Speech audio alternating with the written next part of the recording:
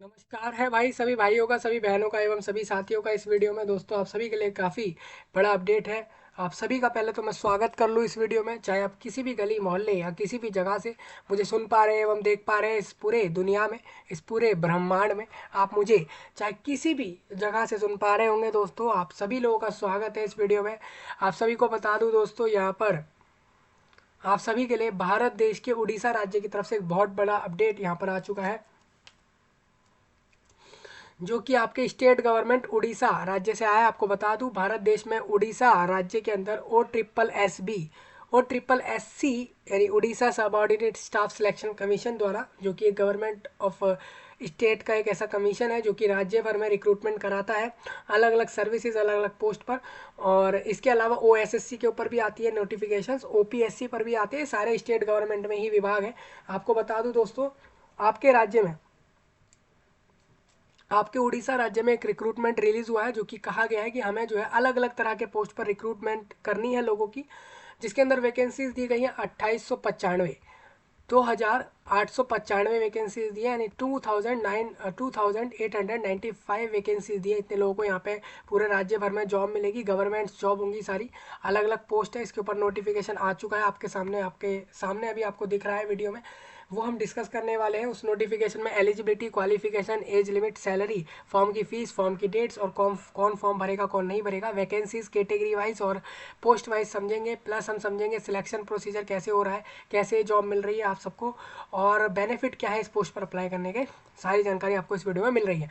सबसे पहले दोस्तों आप ये समझिए कि आपकी स्टेट गवर्नमेंट में जॉब होगी, यानी आप एक गवर्नमेंट ऑफ स्टेट के एक एम्प्लॉय होंगे। मतलब कि आप जो जिस भी विभाग में काम करेंगे, आपकी जॉब जो होगी वो गवर्नमेंट के अंडर होगी, और जो कि एक स्टेट गवर्नमेंट में आप काम कर रहे होंगे। ठीक है, ये चीज़ आपको समझ आनी चाहिए। और आपको बता दूं एक चीज़ और यहाँ पर क्लियर करूँगा नोटिफिकेशन में, कि पूरे देश से लोग फॉर्म भरेंगे या सिर्फ उड़ीसा राज्य के फॉर्म भरेंगे। ये एक डाउट कॉमन सा लोगों के मन में आ रहा होगा, तो ये मैं आगे डिस्कस करते समय बता दूंगा कि सिर्फ उड़ीसा के लोग फॉर्म भर रहे हैं या फिर पूरे देश के लोग एलिजिबल रखे गए इस वैकेंसी पर। ये मैं आपके सामने आगे रखूँगा। तो हरियाणा हो, झारखंड हो, मेघालय, मणिपुर या दूसरे राज्य के लोग हों या फिर दूसरी जगह के लोग हों उड़ीसा के अलावा, तो वो लोग वीडियो में पहले आगे तक देखें, कि उनको पता लगेगा कि वो लोग एलिजिबल हैं या नहीं। ठीक है। हाँ, और भाई बहन जो उड़ीसा वाले राज्य के लोग हैं वो तो एलिजिबल रहेंगे ही, क्योंकि आपके राज्य में वैकेंसी दे रहे हैं, तो आप लोगों को तो एलिजिबल रखेंगे ही। ठीक है, इतनी वैकेंसीज दी गई, इतने लोगों को यहाँ से जॉब मिलेगा, जो कि एक बहुत बड़ा अपडेट है। आप सभी के लिए सारा कुछ डिस्कस हो रहा है इस वीडियो में। रही बात इस जॉब के नोटिफिकेशन की, अप्लाई लिंक की, या कोई भी लिंक इस जॉब से जुड़ा हुआ, वीडियो के सही नीचे आपको दिख रहा होगा।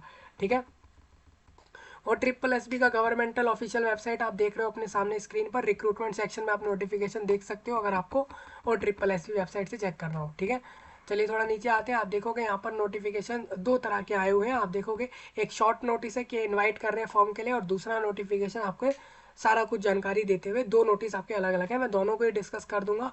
और एक चीज़ और आपसे कहूँगा दोस्तों, हम कभी कभार क्या करते हैं वीडियो में एक चीज़ और दूसरी चीज़ें भी डिस्कस कर लेते हैं, चाहे वो दूसरे नोटिफिकेशन की ही क्यों ना हो, क्योंकि सेपरेट वीडियो फिर उसके ऊपर लाना सही नहीं होगा। आपको बता दूं दोस्तों, यहाँ पर एक अलग से फार्मासिस्ट और मल्टीपर्पज़ हेल्थ वर्कर का नोटिफिकेशन आया हुआ है, जो कि 2 हफ्ते पहले आ चुका था। आपसे आपसे सारा कुछ डिस्कस कर दिया है मैंने उसके बारे में।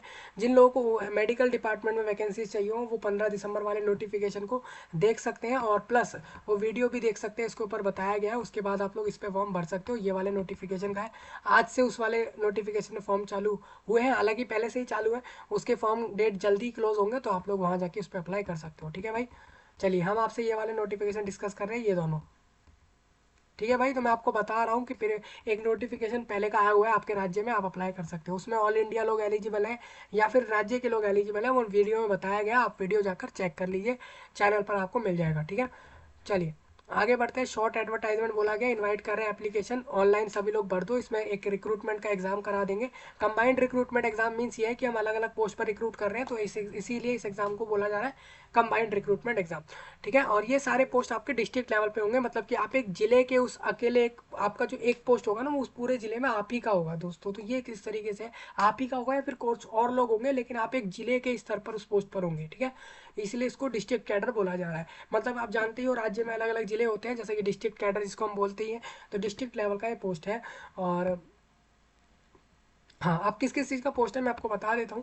यहाँ पर आपका रेवेन्यू इंस्पेक्टर और ICDS supervisor, assistant revenue inspector यानी AIR और IR, और ICDS सुपरवाइजर, अमीन। अमीन एक अलग पोस्ट हो जाता है। स्टैटिकल फील्ड सुपरवेयर एक अलग पोस्ट है। ये आपको in various district establishment under department of government of Orissa, आपके राज्य की गवर्नमेंट में ये रिक्रूटमेंट चल रही है।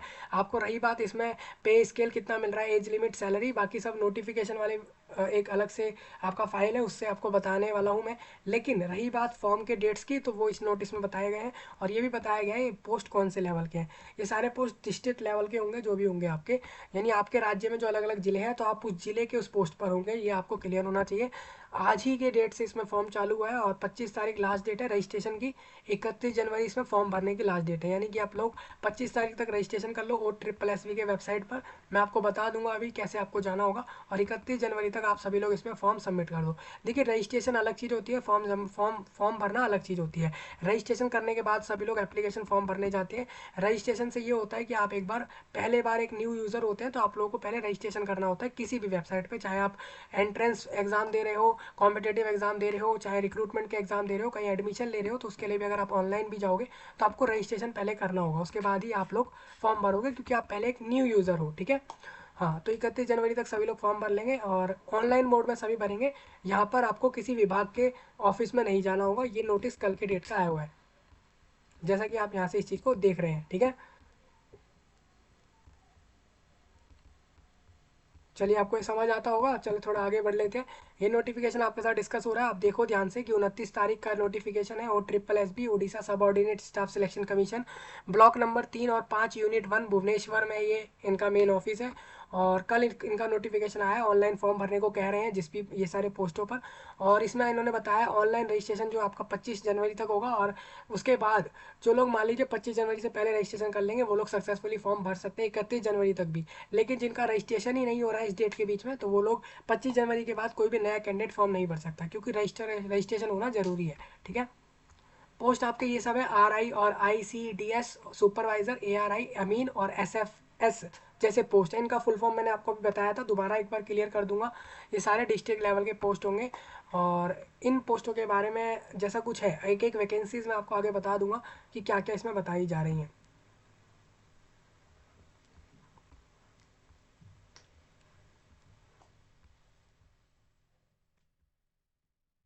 अब देखिए, अब मैं एक चीज़ और बता दूं, यहाँ पर जो भी रिजर्वेशन होंगे वैकेंसीज में, सपोज SC ST और SEBC वाले वुमेन्स, जितने भी वुमेन्स स्पोर्ट मैन है, स्पोर्ट पर्सन है, वुमेन्स जितने वुमेन्स है अलग, और स्पोर्ट पर्सन जितने भी हैं, और खिलाड़ी लोगों को कह रहे हैं हम यहाँ पे, एक्स सर्विस मैन और डिसेबिलिटीज़ वाले, सभी लोगों को अपने अपने रिजर्वेशन उड़ीसा गवर्नमेंट के हिसाब से मिलेंगे, यानी कि राज्य के लोगों को रिलैक्सेशन और रिजर्वेशन मिल रहे हैं। दूसरे राज्य वालों के लिए नहीं होंगे, लेकिन दूसरे राज्य वाले लोग फॉर्म भरेंगे या नहीं वो मैं आगे बता दूंगा। सैलरी आप समझ लो, रेवेन्यू इंस्पेक्टर को 35,400 से 1,12,000 तक का है।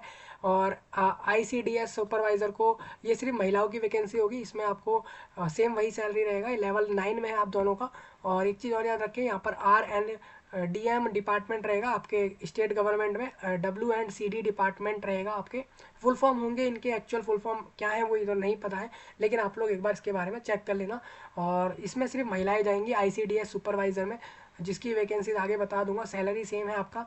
असिस्टेंट रेवेन्यू, जो कि आपका असिस्टेंट, जो कि रेवेन्यू इंस्पेक्टर का असिस्टेंट होंगे आप लोग, आपकी 20,000 सैलरी रहेगी और 60,000 तक मैक्सिमम है। लेवल 4 है स्टेट गवर्नमेंट में सैलरी। आपको बता दूं दोस्तों, ये सैलरी आपका पहले तो 20,000 होगा, फिर 25, 30, 40, 45 इस तरीके से बढ़ेगा। अमीन का सैलरी 18,000 है। और स्टैटिकल फील्ड सुपरवेयर का वैकेंसी आप देखोगे वो RP&C डिपार्टमेंट में रहेगा। इनका सैलरी भी सेम यही दिख रहा है जो कि अमीन का है। अगर आप ये पूछना चाहो कि सबसे ज़्यादा सैलरी किसका है, तो वो रेवेन्यू इंस्पेक्टर का होगा, और सबसे कम जो है अमीन और सर्वेयर का होगा। ठीक है।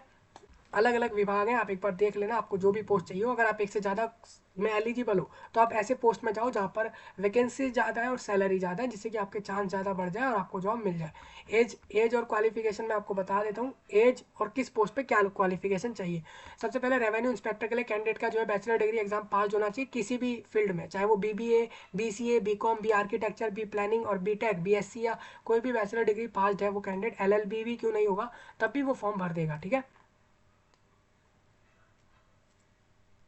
और प्लस रेवेन्यू इंस्पेक्टर के लिए सिर्फ आपका बैचलर डिग्री चाहिए किसी भी फील्ड में, प्लस आप एक कंप्यूटर चलाने की नॉलेज रखते हो।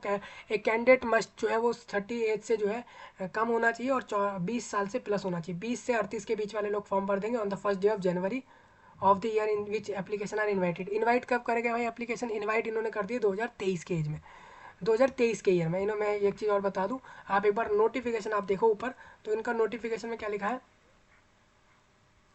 देखिए, 2023 लिखा है ना दोस्तों, तो इसका मतलब क्या हो जाता है कि इस साल के जो जनवरी था, इस साल का जो जनवरी मंथ गया है, उसमें जो पहला दिन था उस दिन अगर आप 20 प्लस कर गए थे फॉर्म भर देना, 38 से बिलो वाले फॉर्म भर देना। आईसीडीएस सुपरवाइजर का जो वैकेंसीज आप अभी देख रहे हो, ठीक है, उसके लिए कैंडिडेट का बैचलर डिग्री चाहिए। आर्ट्स साइंस कॉमर्स किसी में भी हो सकता है, मतलब आप अगर बीए पास दो, बीएससी पास दो, बीकॉम पास दो, या फिर किसी उसके बराबर भी किसी डिग्री को रख रहे हो, सभी महिलाएं लोग फॉर्म भर सकते हैं।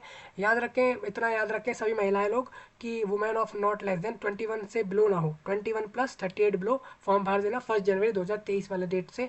असिस्टेंट रेवेन्यू इंस्पेक्टर का पोस्ट जो आपका ARI है और अमीन, इनके लिए कैंडिडेट का जो है बस 12वीं पास चाहिए by the council of higher education secondary education Orissa, या फिर equivalent there into from a recognized board, और या फिर diploma in engineering from the institute under state council for technical education vocational training Orissa affiliated to AICTE having knowledge in computer. देखिए, इन्होंने simple सा बोला है आप 12वीं पास हो, ठीक है, या फिर आप 12वीं पास स्टेट, आप अपने आपके जो है उड़ीसा बोर्ड से आप अगर 12th पास हैं, या फिर आप किसी CBSE ICSE बोर्ड से पास होंगे तब भी वो एक्सेप्ट कर लेंगे, ठीक है। CBSE बोर्ड तो ऑल इंडिया एक्सेप्ट हो जाता है जहाँ तक मुझे पता है। दूसरा एक चीज़ और बता दूँ, यहाँ पर ये भी कह रहे हैं कि या फिर आप डिप्लोमा पास होंगे, जो कि लोग डिप्लोमा कर लेते हैं इंजीनियरिंग में, 10th के बाद डायरेक्ट डिप्लोमा से इंजीनियरिंग कर लिया जिन्होंने, चाहे वो किसी भी फील्ड में रहा होगा, देखिए फ्रॉम अ इंस्टीट्यूट अंडर, तो वो लोग कर सकते हैं। इंजीनियरिंग किसी भी फील्ड के डिप्लोमा वाले अप्लाई कर देंगे, या फिर वो 12th पास वाले अप्लाई कर देंगे किसी भी बोर्ड से, प्लस वो अपना कंप्यूटर का नॉलेज रखते हो। अमीन और असिस्टेंट रेवेन्यू इंस्पेक्टर के लिए, ठीक है, कैंडिडेट का 38 बिलो और 20 प्लस एज होना चाहिए वही सेम डेट पर। स्टैटिकल फील्ड सुपर सर्वेयर जैसे पोस्ट जो आप देख रहे हो, उसके लिए आपका 12th प्लस पास चाहिए इनको, ऑफ CHSC SE, और या फिर उड़ीसा या फिर सेंट्रल बोर्ड ऑफ सेकेंडरी। देखिए, इन्होंने यहाँ चीज़ क्लियर करी है, देखिए ऊपर ये चीज़ नहीं बता रहे थे। स्टैटिकल फील्ड में जैसा बता रहे हैं कि हम CBSE वालों को भी ले लेंगे यहाँ पर, हम यहाँ पर ICSE बोर्ड वालों को भी ले लेंगे, इन्होंने ये चीज़ क्लियर करी है। तो देखिए आप सर्वेयर के लिए लोग ले लेंगे किसी भी बोर्ड वाले कैंडिडेट को 21 से 38 के बीच वाले के डेट्स के ईयर के बीच में जो लोग आ रहे हैं उनको, ठीक है। मतलब आप अगर करेंटली अभी अगर 38 बिलो है और 21 प्लस है, आप फॉर्म भर सकते हो, ठीक है। इतना याद रखिए, अगर आप 38 प्लस कर गए हो तो आप फॉर्म मत भरना, इतना आपको यह ध्यान रखना है। रिलैक्सेशन आपके एज वाइज मिलेंगे, अगर आप राज्य के ही रिजर्व हो तो आपको रिलैक्सेशन अपर में मिलेंगे, अपर एज में मिल रहे होंगे। डेट ऑफ बर्थ आपके 10th क्लास के मार्कशीट के बेस पर निकाल दिया जाएगा कि जो भी date of birth 10th class marksheet बता रहा है उसके बेस पर ये लोग कैलकुलेशन कर लेंगे कि आप आज के समय पर कितने एज के हो। Candidate must have the prescribed minimum educational qualification जो लोग रख रहे हो फॉर्म भर देना। जो SC ST और सोशली और एजुकेशनली बैकवर्ड क्लास में आ रहे हैं अपने राज्य में, वो लोग 5 साल अपर एज यहाँ पर देख पाएंगे अपनी एज में। और जो लोग भी मान लीजिए महिलाएं हैं, जो लोग भी महिलाएं हैं राज्य में किसी भी कैटेगरी से, ठीक है, आप उड़ीसा राज्य की महिलाएं हैं तो आप लोगों को बता दूं कैंडिडेट्स बिलोंगिंग, हाँ, 5 साल का रिलैक्सेशन हर कैंडिडेट को मिलेगा, ठीक है भाई। हाँ, एक बार आप दोस्तों ये वाले पॉइंट जो है ना अपर एज वाले, इसको थोड़ा एक बार देखो, मैं थोड़ा इसमें आगे का पॉइंट आपको जरूर क्लियर करता हूँ।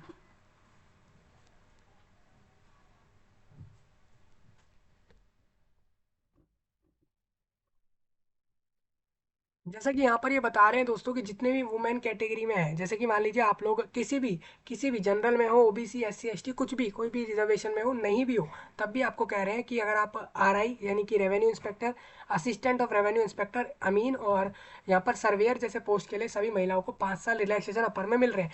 ICDS सुपरवाइजर के लिए बता रहे हैं 5 साल रिलैक्सेशन महिलाओं को मिलेगा, ठीक है, क्योंकि वो सारी पोस्ट महिलाओं के लिए ही हैं तो उनको रिलैक्सेशन दे रहे हैं। कैंडिडेट जो serving and anganwadi worker shall be given, उनको भी 5 साल का रिलैक्सेशन मिलेगा जो आंगनवाड़ी में काम कर रहे हैं इस पोस्ट पर, ठीक है।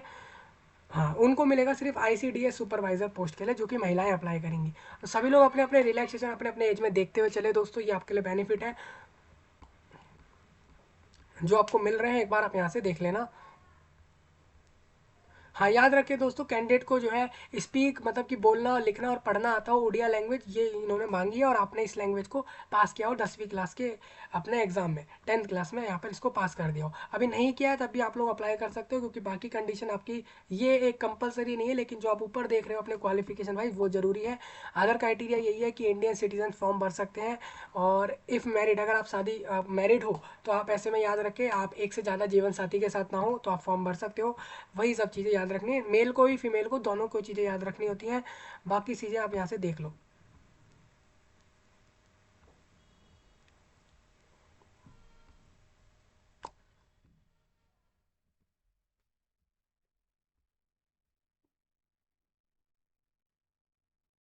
हाँ, तो ये चीज़ आपको समझ, देखिए कोई फॉर्म का फीस नहीं है, ये एक बहुत बड़ी बात है, और ऑल इंडिया लोग फॉर्म भर सकते हैं, ये अब क्लियर हो गया है। तो मैं यहाँ पर अब लिख सकता हूँ आप सभी के लिए कि ऑल इंडिया,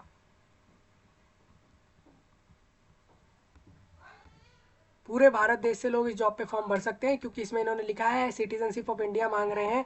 इसका मतलब ये है कि भारत देश का हर एक कैंडिडेट, हर एक युवा, हर एक महिला, हर एक पुरुष जो भी ये जॉब लेना चाहे फॉर्म भर सकते हैं। ठीक है भाई। हाँ, आप लोग शेयर कर देना भाई, शेयर नहीं कर रहे हो आप लोग, शेयर करोगे तो लोग जल्दी फॉर्म भर पाएंगे। लास्ट डेट याद रखे, फर्स्ट लास्ट डे जो आप जनवरी मंथ का रहेगा 2024 में, उस दिन तक आप फॉर्म भर सकते हो, लास्ट दिन है आपका। ठीक है। इसके बाद आप फॉर्म नहीं भरोगे, ऑनलाइन में सबको फॉर्म भरना है। अब एक चीज़ और आप समझ लो, अगर आप SC ST दूसरे राज्य के हो या रिजर्व हो तो आप लोगों को जनरल में फॉर्म भरना होगा। ठीक है। हाउ टू अप्लाई मैं आपको बताऊंगा आगे कैसे अप्लाई करना है। OSSB के वेबसाइट पे पहले, OSSC के वेबसाइट पे आपको जाना होगा। वहाँ पर आपको पहले अपना रजिस्ट्रेशन करना होगा, ईमेल आईडी, मोबाइल नंबर, अपना नाम, gender, father name, mother name डालकर अपना रजिस्ट्रेशन कर लो। उसके बाद वहाँ से अपना रजिस्ट्रेशन आईडी आपको मिल जाएगा, अपना एक पासवर्ड बनाओ और उसके बाद लॉगिन कर जाओ। उसके बाद अपने फ़ोटो, साइन और कास्ट सर्टिफिकेट, अपने मार्कशीट्स, डिग्री और जो भी मांगा जाता है वो अपलोड करो, क्वालिफिकेशन वाला सब कुछ। फिर उसके बाद आप अपने जो है डायरेक्ट फॉर्म को सबमिट कर दोगे। ठीक है। वहाँ पर आपसे कोई फीस नहीं ली जा रही, किसी भी कैंडिडेट से फीस नहीं ली जाएगी, ये फ्री में फॉर्म भरा जाएगा। ठीक है। कैसे भरना है इन्होंने बताया, फोटो और साइन का साइज़ क्या रखना है, डॉक्यूमेंट का फॉर्मेट क्या रहेगा, वो आप यहाँ से एक बार देखते हुए चलेंगे। हाँ, देखिए एक चीज़ और याद रखें, आपका जब डॉक्यूमेंट वेरिफिकेशन होगा तो आपको ये सारी चीज़ें दिखानी है जो भी आप फॉर्म में लगा रहे हो, प्लस दो चार चीज़ें और रहेंगी जो आपको दिखानी होंगी। फॉर्म का प्रिंट जरूर लेना दोस्तों एंड में, ये आपके लिए मैं पहले ही कह देता हूँ। दूसरा आपको बता दूँ, एग्जाम का पैटर्न ऐसा रहेगा, पहले प्री करके एग्जाम होगा, प्रीलिम्स, फिर एक मेंस करके एग्जाम होगा, और फिर एक प्रैक्टिकल स्किल टेस्ट होगा। मतलब कि आपका जो पोस्ट रहेगा उसमें आपको वो स्किल आती है नहीं आती, उसके लिए एक प्रैक्टिकल टेस्ट रहेगा, जो कि मेंस एग्जाम के 2 महीने बाद होगा। और इस 3 स्टेजों के बाद आपका एक रिजल्ट बनाएंगे, उसमें बताएंगे कि कौन कौन लोग सिलेक्ट हुए। फिर ये कहेंगे कि आप सभी लोग आ जाओ, आपको डॉक्यूमेंट वेरीफाई कराने हैं, और उसके बाद आपको जॉब देंगे। मैं आपको बता दूं, प्री एग्जाम आपका मई और जून महीने में होगा, और मेंस एग्जाम इसमें आपका सितंबर मंथ में होगा, यानी कि आप 2 से 3 महीने बाद ही इसको दे दोगे सितंबर में मेंस को, और फिर 2 महीने बाद आप स्किल टेस्ट दोगे अपने अपने पोस्ट का, और उसके बाद आप उसके 1-2 महीने बाद ही आपने इस जॉब को ले पाओगे। आप ये समझो कि ये आप देखोगे ना, जैसे कि सितंबर में बोल रहे हैं मेंस, इसका मतलब आप नवंबर एंड तक इसमें स्किल टेस्ट मानो, और डॉक्यूमेंट वेरिफिकेशन दिसंबर 2024, और जनवरी, यानी आप ये समझो कि 2025 से पहले आपके हाथ में जॉब नहीं होगी। पूरा 2024 ईयर इसी प्रोसेस में चला जाएगा आपका। ठीक है। एडमिशन लेटर एडमिट कार्ड को कहा जाता है, वो आप डाउनलोड कर लोगे। एग्जाम जैसे प्री का एग्जाम मई में है तो आपको अप्रैल एंड तक इसमें एडमिट कार्ड मिल जाएगा। जैसे ही आएगा आपको बता दिया जाएगा। प्लान ऑफ एग्जाम आप एक बार समझ लो, वन पेपर, एक पेपर जो प्री में होगा, प्री में आपका एक जो पेपर होगा वो OMR बेस पर होगा या कंप्यूटर बेस, दोनों में से किसी में भी हो सकता है। मतलब कि एक शीट सी होती है जिसमें आपका पिंक कलर का शीट होता है, ऐसे पिंक कलर की शीट रहती है, उसमें अलग अलग क्वेश्चन रहते हैं, क्वेश्चन 1 2 3 4 सीरियल डले होते हैं, उसके आगे ABCD करके ऑप्शन होते हैं एक सर्कल के अंदर। आपको बताना होता है पहले क्वेश्चन का ऑप्शन, अगर आपको B सही लग रहा है उसको डार्क कर दो, C सही लग रहा है दूसरे क्वेश्चन का तो उसको डार्क कर दो, इस तरीके से आपको फिल करना होता है। ये एक OMR शीट इसको कहा जाता है। इस शीट में आप देखोगे ना तो कहीं ऐसे अलग से ना, जैसे ऐसा अलग से इंक सी बनी होगी जो कि स्कैनर टाइप का होगा, वो एक मशीन में डालते ही ये OMR शीट चेक हो जाती है। ठीक है भाई। ये OMR शीट का सीन है। कंप्यूटर बेस्ड एग्जाम तो आपका रिजल्ट तभी बन जाता है जैसे ही आपका एग्जाम खत्म होता है। हाँ, वो सर्वर में इंस्टॉल लोड हो जाती है, सर्वर में चीज़ चली जाती है, और फिर वो बाद में ये एक साथ सारे कैंडिडेट्स का डेटा बनाकर रिजल्ट आपका बताते हैं। इस तरीके से प्रोसेस चलता है। तो इसमें ये कंप्यूटर पर भी एग्ज़ाम ले सकते हैं, OMR पर भी ले सकते हैं। एक ही पेपर होगा प्री का। प्री में आपका maths, general studies, English, Odia और लॉजिकल रीजनिंग जैसे चीज़ें आएंगी, 20-20 क्वेश्चन हर टॉपिक से आएंगे, ठीक है भाई। तो इन आपको समझ आ रहा होगा, हर चीज़ की इक्वल वेटेज दी है इन्होंने। उड़िया लैंग्वेज जरूर आएगी, याद रखें जिनको उड़िया नहीं आती भाई उड़िया सीख लो। अगर आप पूरे देश में किसी दूसरी जगह रह रहे हो, भारत देश में उड़ीसा के अलावा, तो आप लोग इस लैंग्वेज को सीख लो दोस्तों, क्योंकि आपसे ये पूछी जाने वाली है। 1.5 यानी कि 90 मिनट में एग्जाम आपका कंप्लीट करा देंगे ये, 100 मार्क्स में 100 क्वेश्चंस देकर। सारे एमसीक्यू देंगे, मतलब कि हर एक क्वेश्चन का ऑप्शन दे देंगे आपको, ये इन्होंने पहले ही क्लियर कराया है। प्री में कितने लोगों को पास करेंगे मैं आपको बता दूं। प्री एग्जाम में ये जैसे कि 2895, आप 3000 वैकेंसीज को मान लो, तो 5 टाइम्स मीन्स कितना हो जाता है, ये 15,000 लोगों को मेंस के लिए सिलेक्ट करेंगे। टॉपर्स, जो टॉपर्स 15,000 लोग होंगे उनको ये मेंस के लिए भेजेंगे, सिर्फ 5 टाइम्स लोगों को, ठीक है। टॉप के जो भी 15,000 लोग मिल गए इनको, उन लोगों को भेज देंगे डायरेक्ट। 15,000 क्यों बोल रहा हूँ, क्योंकि 2900 वैकेंसीज तो आपकी टोटल है, ठीक है। अब इसके बाद फेज सेकंड होगा, ये आपका मेंस एग्जाम होगा। मेंस भी आपका कंप्यूटर OMR किसी में भी ले सकते हैं, अभी डिसाइड नहीं है वो SSSB का कि वो किस में ले रहे हैं। इस बार का मुझे पता नहीं है कि किस में हुआ था एग्जाम। इस बार का जैसे हुआ था वैसे ही आपका होगा, ये आप मान के चल सकते हो। आपको बता दूं इसमें आपका सेम वही सब चीज़ें आ रही हैं, वही सारे टॉपिक है, लेकिन क्वेश्चन नंबर्स ऑफ क्वेश्चन 40 हो गए, यानी 180 क्वेश्चन दिए जा रहे हैं। ओडिया के सिर्फ 20 है, तो टोटल 3 घंटे में ये 180 क्वेश्चंस कराएंगे। यानी 3 घंटे में अगर आप वैसे देखते हो तो मिनट्स जो आपकी हो जाती है वो 60 × 3, इसका मतलब ये हो जाते हैं आपके वही सेम 180 मिनट्स में 180 क्वेश्चंस 180 मार्क्स में। तो आप ऑन एन एवरेज एक क्वेश्चन 1-1 मिनट पर लेकर चल सकते हो एग्जाम करते हुए। मेंस में ये लोग 3 टाइम्स यानी कि 9,000 लोगों को पास करके स्किल टेस्ट के लिए भेजेंगे। स्किल टेस्ट आपका कराएंगे इन बेसिक कंप्यूटर स्किल्स। आपको जो कंप्यूटर है ना उसकी स्किल्स आती है नहीं, कंप्यूटर चलाने आते हैं नहीं आते, उसके रिलेटेड ये आपसे प्रैक्टिकल करा देंगे, जिसमें आपको 50 मार्क्स का प्रैक्टिकल कराएंगे। 50 मार्क्स का ये प्रैक्टिकल स्किल टेस्ट रहेगा, कंप्यूटर के रिगार्डिंग सारी चीज़ें कराएंगे, 1 घंटे में करा दी जाएगी। ये आपके मेंस के 2 महीने बाद होगा, और ये इस तरीके से आपका चलने वाला है, ठीक है। स्किल टेस्ट में याद रखें पास करना जरूरी होगा सबके लिए। जो भी लोग 50 में से 40% मीन जो लोग 20+ मार्क्स लाएंगे वही लोग सारे पास अपने आप को मान सकते हैं, ठीक है। मतलब स्किल टेस्ट तो सिर्फ पास करना जरूरी है, और प्री और मेंस जो है इसके बेस पर आपका रिजल्ट बना देंगे ये।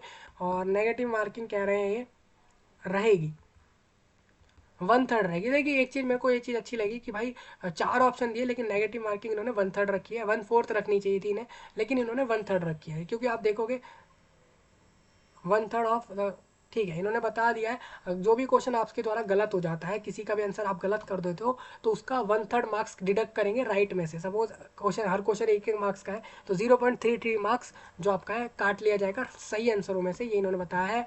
If a candidate more than, अगर कैंडिडेट एक से ज़्यादा आंसर कर लेगा, किसी कैंडिडेट ने एक क्वेश्चन में एक से ज़्यादा आंसर को टिक कर दिया है या OMR में फिल कर दिया है, तो ऐसे में वो लोग क्या करेंगे, उसमें आपको मार्क्स ही नहीं देंगे, वो आपका फिर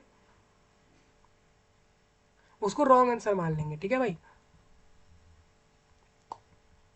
मिनिमम क्वालिफाइंग मार्क्स आप समझ लो, मेंस एग्जाम में ये बता रहे हैं जितने भी लोग रिजर्व कैटेगरी में आ रहे हैं 30% मार्क्स लाओ मेंस वाले एग्जाम में। जो लोग भी अनरिजर्व में आ रहे हैं वो सभी लोग 35% से ऊपर मार्क्स ले आओ। जितने भी मार्क्स का पेपर है उससे 35% से ऊपर ले आओगे, आप सभी लोग अपने आप को पास मान सकते हो। प्रोविजनल मास्टर मेरिट लिस्ट जो बनेगी आपकी, ठीक है, एक इनकी प्रीलिम्स की मेरिट बनेगी, उसके बेस पे आप मेंस में जाओगे, फिर मेंस की मेरिट बना के ये स्किल टेस्ट में भेजेंगे। स्किल टेस्ट पास करना जरूरी है, मेंस एग्जाम भी पास करना जरूरी है, वो भी क्वालिफाई नेचर का है।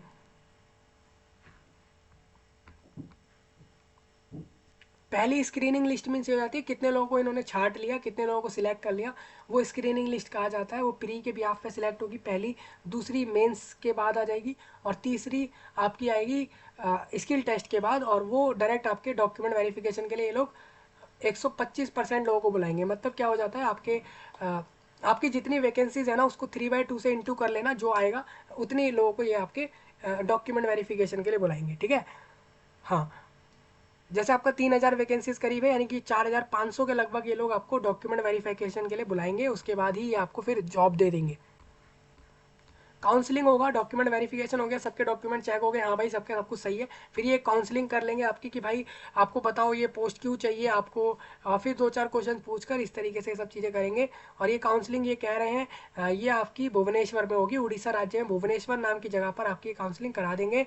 उसके बाद एक लिस्ट निकालेंगे, सिलेक्ट लिस्ट, प्रोविजनल लिस्ट रहेगी कि कौन लोग सिलेक्ट हुए हैं, और उसके बाद ये रिजल्ट आपका बता के दे देंगे सेम वेबसाइट पर, ठीक है। काफ़ी लंबा प्रोसेस है, इसलिए इनको साल लग रही है, पूरी 2024 पूरा ईयर इसको इसी चीज़ में, और ट्रिपल एस बी को इस रिक्रूटमेंट में लग जाएगा इस चीज़ को करने में।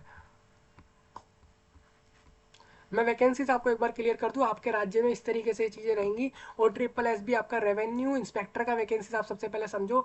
आपके राज्य उड़ीसा में टोटल वैकेंसीज मैं आपको बता दूं, टोटल जो जिले हैं, टोटल आपके 30 जिले हैं आज के समय पर उड़ीसा राज्य में। हो सकता है वो आने वाले समय में और ज़्यादा बढ़ जाए, कम हो जाए, वो आपके स्टेट गवर्नमेंट पे डिपेंड है भाई।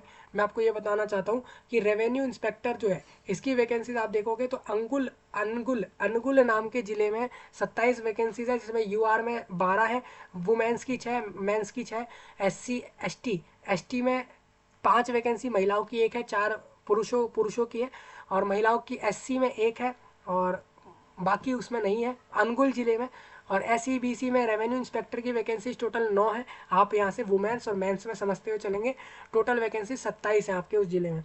बारगढ़ में 23 वैकेंसीज हैं, भद्रक में 21 है, बालासोर में 35, और बालनगिर में भी 44 है, बाउद में 11 है, कटक में 39 है, देवगढ़ में 3 वैकेंसीज हैं, और देन कलन धेन खलन में टोटल वैकेंसी 17 है, गजापति में वैकेंसीज 11 है, गजनाम में 33, और जगत सिंहपुर में टोटल 28 वैकेंसीज है, जजपुर में 18 वैकेंसीज।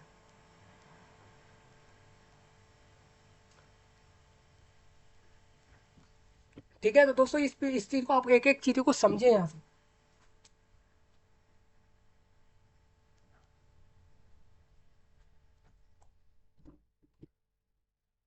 जैसा कि आप लोग दोस्तों यहाँ पर समझ रहे हो, इसमें आप एक चीज़ ये भी देखोगे कि यहाँ पर डिसेबल्ड वालों के लिए स्पोर्ट पर्सन की वैकेंसी इसमें दिखेंगी, डिसेबिलिटी में एचआई और ओआई वालों को ही मिलेंगी वैकेंसी। महिलाओं का टेबल अलग है, मतलब महिलाओं का जो आप देखोगे, जैसे मैं आपको बता दूं, महिलाओं के लिए अलग कॉलम दिया है, और पुरुषों की वैकेंसीज अलग दी है। इस तरीके से आपको समझना है, एक्स सर्विसमैन की वैकेंसीज भी आप देख सकते हो, ठीक है, अलग अलग जिले में। अब इसका मतलब ये है कि आपको रेवेन्यू इंस्पेक्टर अगर अनगुल जिले में जाना है तो आप देखोगे कि वहाँ वैकेंसीज इतनी है और किस कैटेगरी में कितनी है। रिजर्वेशन सिर्फ उड़ीसा राज्य के लोगों के हैं, और दूसरे राज्य के लोगों को एक यूआर मान के यहाँ पर सिलेक्ट करेंगे, ठीक है। तो इस तरीके से आप लोगों को वैकेंसी समझ लेनी है। अगर आप ये पूछना चाह रहे हो कि रेवेन्यू इंस्पेक्टर में टोटल वैकेंसीज कितनी है, तो 559 लोगों को यहाँ पर डायरेक्ट रेवेन्यू इंस्पेक्टर बनाया जाएगा पूरे राज्य में, ठीक है। आप टोटल वैकेंसी यहाँ से देख लो। आप अगर ये पूछोगे कि सबसे ज़्यादा वैकेंसीज यहाँ पर आपको कहाँ दिख रही हैं, तो सबसे ज़्यादा वैकेंसीज आप देखोगे केंद्रपारा नाम के जिले में वैकेंसी सबसे ज़्यादा है, 42, और 44 भालनगिर में, इधर इधर भी सबसे ज़्यादा वैकेंसीज है। तो आपके चांस यहाँ हो सकते हैं। आप ये सोच रहे हो कि राज्य में अगर हमें कहीं भी मिल जाए तो आप वहाँ जाओ जहाँ वैकेंसी ज़्यादा है, या ऐसे देखो कि जिस राज्य में सुविधाएं सही हैं, माहौल कैसा है, उस जगह की वैकेंसीज को लो। 559 हो जाती हैं। मैं आपको बता दूँ, आप अगर ऊपर टेबल में एक चीज़ देखोगे, ई एक्स मतलब हो जाता है ex service man, sports mean sport person, physical requirements ये रहेगी, जो लोग डिसेबल्ड हैं वो लोग याद रखें कि वो लोग ये सब चीज़ें कर पा रहे हो, सिटिंग, स्टैंडिंग, वॉकिंग और बेंडिंग जैसी चीज़ें कर पा रहे हो, और साथ में वो सुन सकते हो, बोल सकते हो, ये सब चीज़ें अगर वो रीड राइटिंग कर सकते हैं तभी वो लोग फॉर्म भरें, ठीक है। तो डिसेबल्ड वाले अपनी डिसेबिलिटी को तो जानते हैं कि अगर हमें उनको डिसेबिलिटीज़ है, सपोज आप लोग हियरिंग इम्पेयर्ड में आ रहे हो, या फिर आप ऑर्थोपेडिकली इम्पेयर्ड विच में इंक्लूड, जिसमें आपका सेबरल फैलेसी और लेपोरेसी क्योर्ड और ड्वार्फिम्स जैसी चीज़ें आ रही हैं आपकी, अगर इनमें से कोई डिसेबिलिटी आप फॉर्म भर सकते हो। लेकिन आपको ध्यान रखना है कि आप फिजिकल रिक्वायरमेंट्स को फुलफिल कर लें, तभी आप इस जॉब को ले पाओगे, ठीक है। अब आपके आ जाती है सुपरवाइजर की वैकेंसी, ठीक है। सुपरवाइजर की वैकेंसीज अब आपको बताते चलते हैं कैसी वैकेंसी है। सुपरवाइजर इनको अनुगुल जिले में 12 चाहिए, बारगढ़ में इनको 20 चाहिए, भद्रक में 22 चाहिए, बालासोर में 26, बालनगिर में 20, बौद्ध में इनको 7 चाहिए, कटक में 22 लोग, देवगढ़ में 2 लोग चाहिए, और धेन खनन कलन में इनको 16 लोग चाहिए, गजापति में 7 लोग चाहिए, गजनाम में इनको 30 लोग चाहिए, और जगत सिंहपुर में इनको 13 लोग चाहिए, सेम इसके पोस्ट पर, सुपरवाइजर के पोस्ट पर, ठीक है भाई। सभी लोग अपने अपने वैकेंसी कैटेगरी वाइज यहाँ से समझ लेंगे। टोटल वैकेंसीज आपकी सुपरवाइजर में कितनी है, ये सारी महिलाओं की वैकेंसीज है। सुपरवाइजर वाली आप ऊपर देख रहे थे, ये वैकेंसी ICDS वाली वैकेंसी सारी महिलाओं की रहेंगी। ये 498 यानी कि लगभग लगभग 500 वैकेंसी ये महिलाओं की रहेंगी सब। अब मैं आपको बता दूं ARI की vacancies assistant of revenue inspector में वैकेंसीज आप देखोगे अनुगुल में 20, बारगढ़ में 23 है, और भद्रक में 17 है। इस तरीके से आपको सभी वैकेंसी उसको देख लेना है। आपकी वैकेंसी असिस्टेंट वालों की ज़्यादा है, असिस्टेंट ऑफ RI वालों की वैकेंसीज 827 है। थोड़ा और आगे बढ़ते हैं, ये आप इसको रीड कर लेना, डिसेबल्ड वाले एक बार इस चीज़ को देख ले। अमीन का वैकेंसी, अमीन के वैकेंसी भी बहुत ज़्यादा है, आप लोग एक बार जिले वाइज यहाँ से देख लो।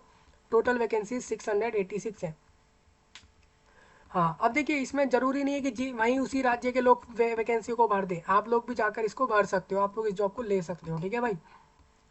स्टैटिकल फील्ड सर्वेयर का वैकेंसी आप देखोगे तो टोटल इसमें वैकेंसी आपकी 325। अब आप कहोगे इन पोस्ट पे काम क्या होता है। भाई देखो, जो आपसे क्वालिफिकेशन मांग रहे हैं ना, कह रहे हैं ग्रेजुएट चाहिए सिर्फ हमें, ठीक है, कह रहे हैं किसी पोस्ट पे ग्रेजुएट चाहिए, किसी में कह रहे हैं 12th पास चाहिए, तो इसका मतलब उसमें ऐसा कोई काम नहीं होगा जो इसके लिए स्पेसिफिक फील्ड के लिए चाहिए। इंस्पेक्टर का पोस्ट है तो इसका मतलब ये नहीं है कि आपसे जो है डॉक्टर वाला काम करा रहे हैं, ठीक है, ऐसा कुछ नहीं होने वाला। ऐसा तो इसीलिए तो मैं आपको कह रहा हूँ दोस्तों, इसमें ऐसी कोई पोस्ट है ही नहीं जिसमें ऐसा कुछ आपको जानना पड़े कि भाई इस पोस्ट पे क्या काम होगा। कंप्यूटर स्किल टेस्ट करा रहे हैं, बेसिकली आप पे की पोस्ट पे काम क्या कराएंगे, कंप्यूटर पे थोड़ा काम करवाना होगा इनको। हर जो भी आपका वहाँ पर पोस्ट पर काम रहेगा थोड़ा बहुत कंप्यूटर पे करा लेंगे, और बाकी सारा काम जो आपके क्वालिफिकेशन के बेस पर रहेगा। हाँ, कुछ भी ऐसा नहीं है इन पोस्टों में जो आपको अलग से ऐसा आना चाहिए, जो क्वालिफिकेशन है वही उसी के बिहाफ पर काम रहेंगे। ठीक है। कोई फिर भी डाउट लगे आप कमेंट में इसको बता सकते हो, इसमें कोई भी ऐसा पॉइंट आपको लगे नहीं समझ आता तो आप बताओ। अब मैं आपको एक चीज़ और बता दूं, मैंने आपको सिलेबस के एग्जाम पैटर्न को बता दिया, लेकिन इसमें डिटेल्ड सिलेबस नहीं है। डिटेल्ड सिलेबस OSSB द्वारा जैसे ही आएगा मैं आपको बता दूंगा। इसमें आपको जनवरी एंड के बाद इसमें सिलेबस देखने को मिलेगा। मैं OSSB से जैसे ही आएगा मैं आपको प्रोवाइड करा दूंगा। चलिए थोड़ा आगे बढ़ते हैं। ये आपका ऐसे आते हो अप्लाई करने के लिए, आप इसमें देखोगे तो आपको दिखेगा कंबाइंड रिक्रूटमेंट, ये वाला आपको इस पर अप्लाई करना है। और एक रिक्रूटमेंट जो पहले से चल रहा है उसका फॉर्म 16 जनवरी क्लोज है। ठीक है। उसमें वैकेंसी उसमें भी ज़्यादा है, आप देखोगे इसमें वैकेंसीज 2500 के लगभग वैकेंसीज इस वाले रिक्रूटमेंट में भी आ रखी है। और जो मैं आपके साथ अभी डिस्कस कर रहा हूँ इस वाले रिक्रूटमेंट में टोटल वैकेंसीज 2895, 2895 वैकेंसीज है, 2895। तो ये रिक्रूटमेंट भी बढ़ा ही है। तो आपको यहाँ पे न्यू यूज़र पे क्लिक करना होगा, आप इधर आ जाओगे, ऐसे आप सारी चीज़ें रीड कर लेना। उसके बाद प्रोसीड टू रजिस्ट्रेशन पे क्लिक करना। जैसा कि आप देख रहे हो मैंने क्लिक कर दिया प्रोसीड टू रजिस्ट्रेशन, और मेरे सामने एक रजिस्ट्रेशन फॉर्म आएगा। उसके बाद मेरे को उस तरीके से सारा फॉर्म भरते हुए आगे बढ़ जाना है। ठीक है भाई, तो सबको समझ आया होगा, सब लोगों को कैसे अप्लाई करना है सारा कुछ बता दिया है। कोई भी डाउट लगे इसमें अप्लाई करने के लिए तो आप कमेंट में बताना, और इस जानकारी को देश विदेश पूरे दुनिया में फैलाएं। भारत देश की एक गली मोहल्ले तक इस जानकारी को फैलाएं, क्योंकि आप सभी के लिए ये जानकारी थी। ठीक है, आप अगर किसी भी जगह रह रहे हैं देश में तो आपके लिए जॉब रहेगी। मैं आपसे मिलता हूँ जल्द ही, तब तक के लिए आप सभी का धन्यवाद।